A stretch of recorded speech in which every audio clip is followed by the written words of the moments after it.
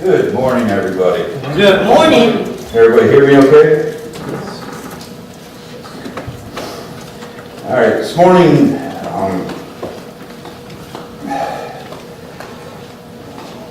it's been a week for me. It started out Monday night, Tuesday morning, I got really sick with a stomach bug that had me off work for a couple days. And then I finally went back to work on Thursday, still not able to eat or anything, and John texted me and he wanted to remind me about the B-Men's dinner that night. I said, well, I'm not going to be able to go because I've been sick all week, I haven't been able to eat. And he says, were you able to speak on a Sunday? I said, well, I didn't think this was my Sunday. I thought this was my Sunday off. And I was just thinking back because I spoke and then Chris spoke last week and I figured this was John's week. And John's like, well, if you can't, you know, I've got some stuff because I'm really on fire because of what's going on at camp. And then the conversation just went back to me speaking, and I'm wondering, okay, what's going on? So, you know, of course, John didn't have his planner with him, and my planner was at work, and she wouldn't answer her phone. I called her. But once we finally got our planners together, we figured out that I was supposed to speak today. But I didn't want to take away from John, because I figured if John had something related to camp and related to youth, I wanted to share it. And all week long, I had been, Chris's message from last week was really brewing inside of me. You know, it's a message that I think I've spoke very similar ones to.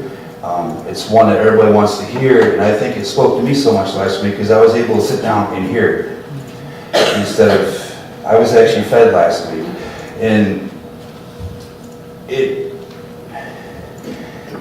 it's just been burning inside of me, so yesterday morning I got up early and I prepared a message. I got up at 5:30 because I had work yesterday, so I got up and spent a few hours on yesterday morning. And it kind of tied into what Chris talked about last week and talked about some other things that have been laid on my heart.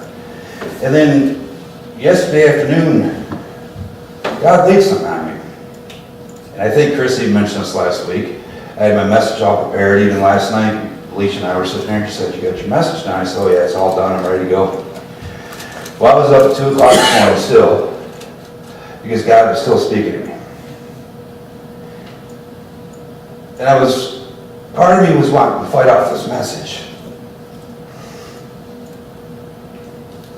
So I went to bed, and I got up at 5, and God really hit me with this message. And then I walked into Sunday school, and John mentions that, and it's something that's been on my heart for years because being a youth pastor, I saw it happen many times. It seems like when kids, in youth group, we've seen a big decline in kids at the age of 16.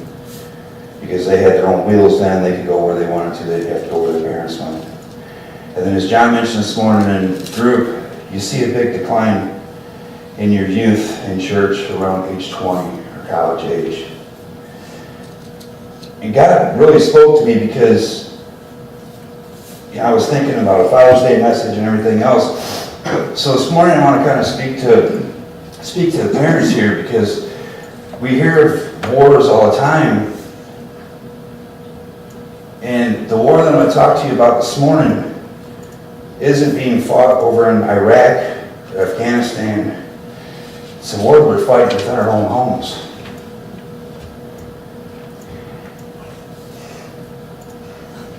And I've seen behavior out of my older daughters, and I've seen behavior out of some of my old youth. And it's not what they were taught in youth group, it's not what they were taught in church.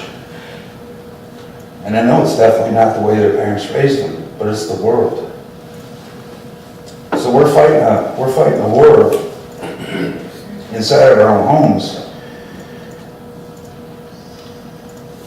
that I believe we're losing. You know, John was all fired up about camp this week, and I wish I would have felt better because I probably would have went. But I think a lot of people rely on the church to raise their children and teach their children how to behave and teach their children how to act. And the bottom line is, Children are only in church a couple hours a week. They're with their parents the remainder of the time, and with their peers. And when I was talking to Smitty this morning, and he was laughing, and I didn't know if he was laughing at me or what. And I walked over there to him, and I said, "What are you laughing about?" He says, "Well, Tristan told me he thought he had yesterday off until you showed up with 60 bags of mulch." Parents have a way of ruining the day off. But then Smitty shared with me that he spent yesterday with his grandkids, and I'm thinking, little kids, but Smitty's sharing age, and they're not kids anymore, they're adults.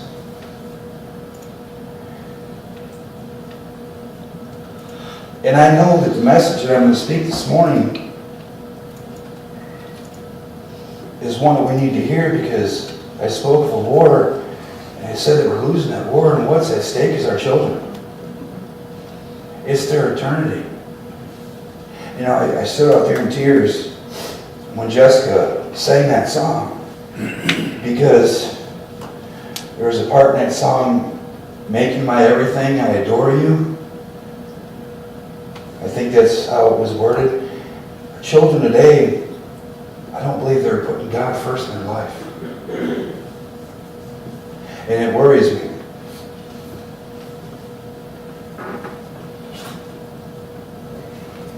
I'm sorry, I skipped over half my notes on the first page. I spent a number of years working with the youth, and I've heard a lot of stories, and I've seen a lot of things of kids that have went totally the opposite way. And I know it's not because of their parents. I know it's not because of stuff they experienced in the church. It's because of what they experienced in the world. As John said this morning, we seem to lose a lot of kids, or young adults, I'll say, when they go to college.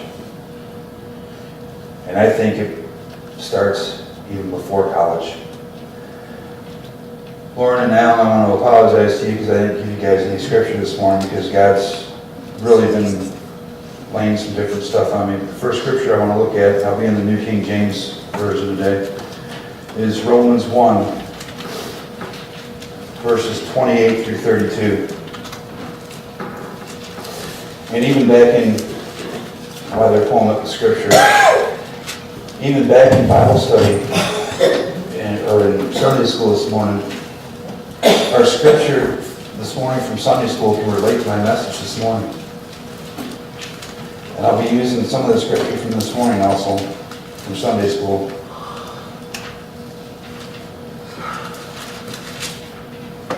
Reading from Romans chapter 1, verses 28 through 32, it reads,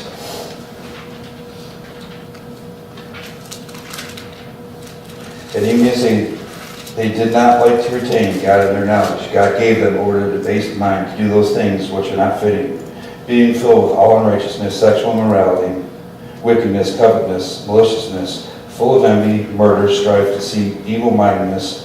They are whisperers, backbiters, haters of God, violent, proud, boasters, inventors of evil things, disobedient to parents, undiscerning, untrustworthy, unloving, unforgiving, unmerciful, who knowing the righteous judgment of God, that those who practice such things are deserving of death, and not only do the same, but also prove those who practice them." That scripture right there, part of that scripture, you can relate to how a lot of teenagers act today and behave today. I read, and I use New King James because it words a little different, but the struggles that we had to get kids in the youth group years ago was rough, and now it's even rougher. We live in a culture that approves turning its back on God. These kids are torn nowadays. You don't see godly TV shows on TV anymore. I look at where TVs went from the time that I was Tristan and Gabe's age, at 16 and 7, or 15 and 16, I should say, years old, to where it's gone now. Some of the stuff you see at 4 o'clock in the afternoon now used to come on late at night when the kids were in bed. Now, kids are corrupted. The music nowadays. People said the music that I listened to when I was growing up was bad. I'm sorry, it was a lot better than the music the kids are brought up on today. Video games. And I think the worst one of all, cell phones. They can find anything and everything with a cell phone. It's unlimited. So, as we send our kids to youth group, or we send them to church camp, is that enough for our kids? Is that how we should be raising them? Or is it time for parents to step up? And as I was preparing this message this morning and last night, I realized areas that I fall short. And I'm not saying anything bad about my kids, but I'm going to discuss some things this morning that I can improve on. You know, I mentioned earlier about mine and John's planners. Remember the word planner later, because it's going to play an important part in this message later. I come up with 3 things this morning that we can do to help our kids along and to make sure that they stay grounded in the faith. Let's go to Deuteronomy chapter 6, verses 5 and 7.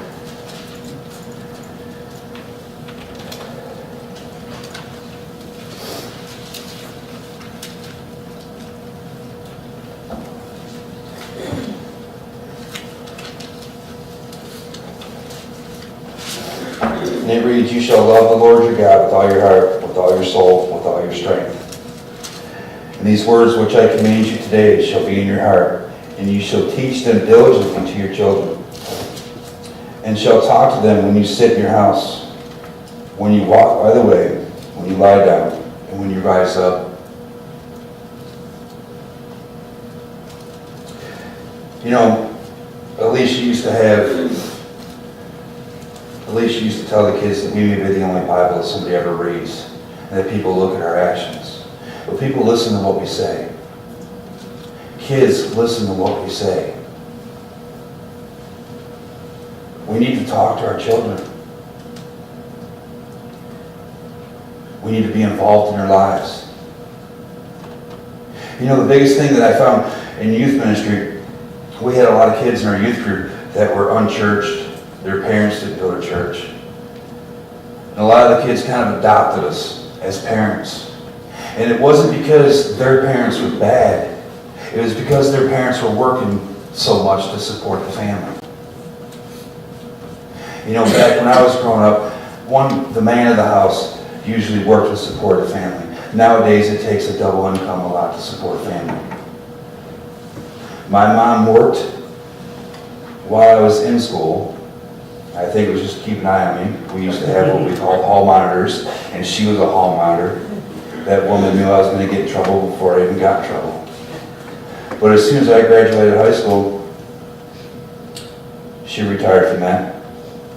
But she said that she wanted to be with me as much growing up and instill as much into me as she could. And if I was at school every day, she couldn't do that, so she went to school. And she worked with other kids. She had a program to work with at-risk youth. It was called the SAFE program. But it's how we speak to our kids and our words and how we teach our kids that's going to make an everlasting impression. You know, I've mentioned before that God's done stuff in your life that you should share that with people. That you're being selfish with that if you don't. Share with your kids what God has done in your life. My kids have seen me go from an alcoholic and drug addict to having nothing to being better off today than we've ever been. And it's because we've been obedient to God and we followed God's calling. My kids see that. And it's because part of me is glad they were at the young age when I was going through all my issues that I did, because they see me come out of it. They seen the other side. They seen what God can do in someone's life. Woman mentioned it this morning in Sunday school, the drastic change. They got to see that change in my life. If your kids don't know about what God does in your life, you have to tell them. That goes along with talking to them and sharing with them. Are you sharing stuff with your kids? If you're not, you should be. They're our next generation to carry on the gospel.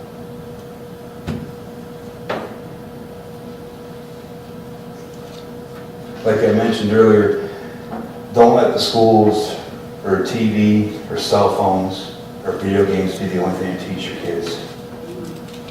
And this goes along, Johnny mentioned this morning, this doesn't only go with kids, with your kids, because like John said this morning, there's only a couple of us that have teenage kids. This goes for grandparents. Talk to your grandchildren. Be a part of their life.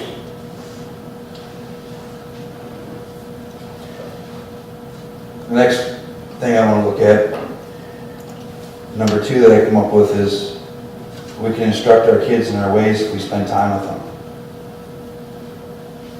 You know, that planner thing that I talked about earlier, if you were to pull out your planner right now, or you were to pull out your phone, however you document stuff, or your calendar or whatever, how much time would be documented on your planner or on your phone to be spending time with your kids?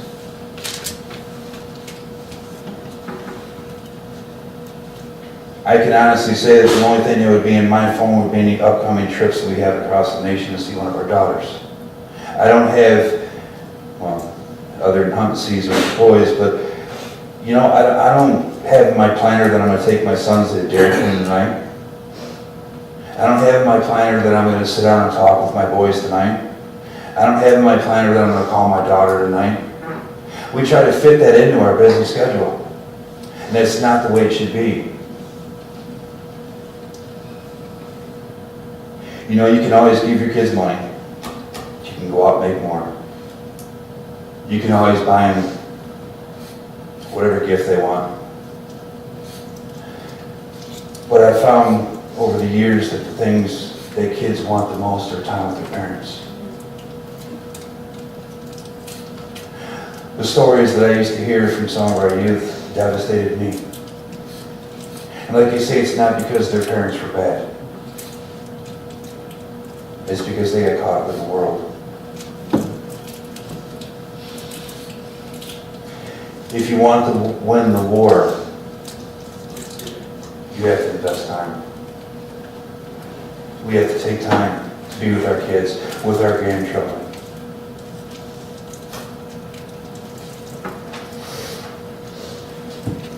This goes along with what my wife used to say. The third thing that I come up with is we can teach and instruct our kids with our lives, how we live them.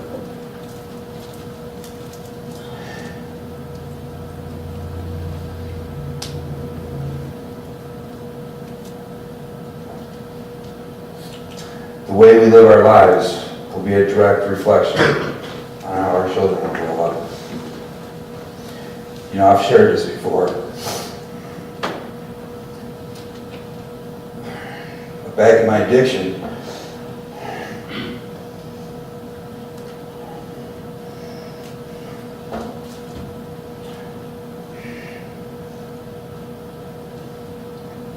Tristan actually put a lock on the inside of his bedroom door to keep the monsters out. And that monster was me. And I still remember the first day that I ever first message I ever preached. I used to ride with a bunch of Christian bikers, and we used to belong to a church that wore a lot of black leather, and Tristan made his own little black leather vest, and made his own little grumpy name tag, because that was my riding name. And through my actions, I saw my son going from being afraid of me and not wanting anything to do with me to being just like me. So the way we live can impact our kids greatly. You know, my son and my daughters are all old enough to realize the abuse that I put the family through. Kids realize a lot more than we think. They're a lot smarter than we give them credit for. Kids are going to mimic what their parents do. I hope my boys have learned through how I treat my wife. I may joke around with my wife, and I may pick on her a lot jokingly, but she's number one in my life as far as taking care of her and providing for her. And I hope my kids have learned something from that, my boys. She is my best friend. She has been there with me through anything and everything. You know, this week's going to be really rough for me. Because my dad's birthday, well, would-be birthday, is Tuesday, and then Father's Day is Sunday. And I know I can turn to my wife if I need support. Live in a way that your kids can turn to you and resemble you of how you live in a Christ-like manner.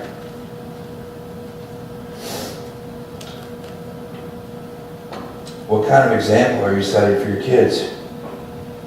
When my boys were real young and my daughters were young, I wasn't setting a good example. I would say I'm probably still not setting the best example for my kids. What kind of example are you setting for your kids or your grandchildren? It's like Smitty said this morning when we were talking. It's like I always say, time goes fast. Kids grow up quick. My oldest daughter will be turning 22 this week. My other one not far behind her, Tristan, will be turning 17 this month, and Gabe will be turning 16. It's hard to believe that they were 5 and 6 years old when we moved out here. Time has went that fast. I've watched them grow from little boys to young men now. I've watched my daughters grow from teenage girls to successful young women just in a short 10 years. And like Smitty said this morning when we were talking, time has gotten away from them. Live your life in a Christ-like manner. Spend time with your kids. Talk to your kids.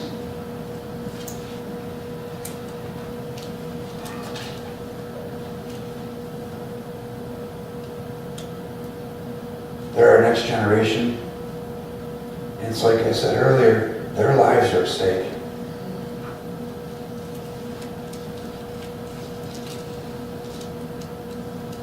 So as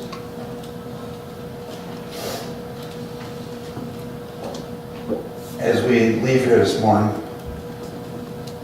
I just ask you to, before I close, let's look at Psalms 78 for me. The scripture really touched me this morning during Sunday school. I believe it was 78 for us, so I got written down.